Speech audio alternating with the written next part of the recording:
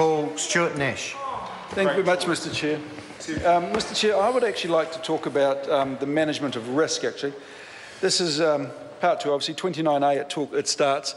There's actually a very good book, and it's called In the Lap of the Gods, The History of Risk. It's by an author called Peter Bernstein, and the reason I say it's so good is he said what differentiates the modern economy from those of the ancients is the ancients always thought that risk, well, they didn't know how to quantify risk, so they blamed anything that went wrong on the gods. It's the will of the gods. But what defines our modern economy and what has allowed the modern economy to grow is our ability to assess risk, judge it, and make decisions based on that. And we have a whole lot of mathematical tools that allow us to do this. So, Mr Chair, this legislation is necessary. There's no doubt about that. But when I see things that say, for example, 29A Clause A, a duty is imposed on a person to, and I quote, to eliminate risk to health and safety so far as is reasonably practical. To me, that seems like a little bit of an oxymoron, to be honest. How can you eliminate risk as far as is reasonably practical? You either eliminate it or you do what is reasonably practical to manage it. But then it goes on, if it is not reasonably practical to eliminate risk, then to minimise those risks. And I know legislation has got to contain wording that makes sure it's tight, but what I can see is a whole lot of court cases around this which will determine what is reasonably practical and what is also the elimination of risk. Now let me give you an example.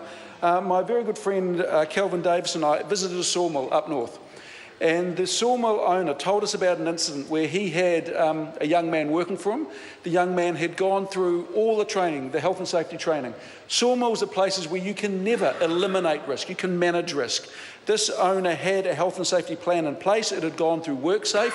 What happened is there's something called a green chain where there's a big chain, it goes around a wheel. The guy had been seen by workers to put his foot in the cog and he pulled it out. And the workers said to this young man, "Don't do that, mate. That is a really silly thing to do, and that will end up, injuring you." Anyway, this guy did it again. He damaged his foot quite badly, had to go to hospital. WorkSafe came in, and his lawyer said to him, "Plead guilty, because it'll show that the worker hadn't taken notice of what was going on, but plead guilty, you get off it."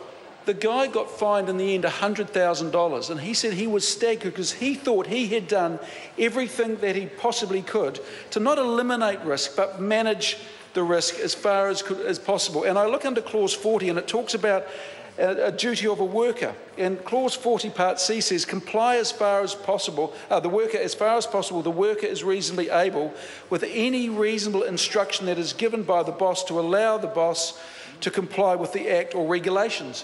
So this worker had done everything that he thought was, so the boss, the PCBU, had done everything he thought was in his power to manage and mitigate the risk. But you can never, ever eliminate risk. And that is one of the concerns I have about this bill, Mr. Chair. I look at clauses 35, we talk about risk. It talks about, Clause 35, the headline of that is the duty of the PCBU who manufactures plant substances or structures.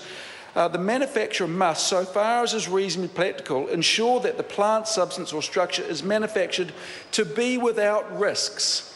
Now, I don't think it is, and I've worked on, throughout my career, a number of building sites. I've worked as an importer, and importers are covered under Section 36, under 37 it covers another, 38 it's about PCB who installs, constructs or commissions plant or structures. It's quite a prescriptive part actually, Mr. Chair, but it talks about doing all these works without risk. You can, in my opinion, and my experience shows, you can never ever eliminate risk. You can mitigate risk, you can put processes in place that allow you to manage risk, you can ensure that workers are informed about risk so they can identify risk and so they can take their own steps to manage the risk within the workplace. But eliminating risk or saying completely without risk, I don't think is workable.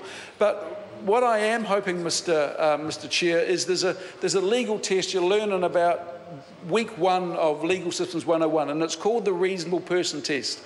And I am going to be very, very interested to see how the courts interpret this, because there is no doubt in my mind there will be a number of cases about this.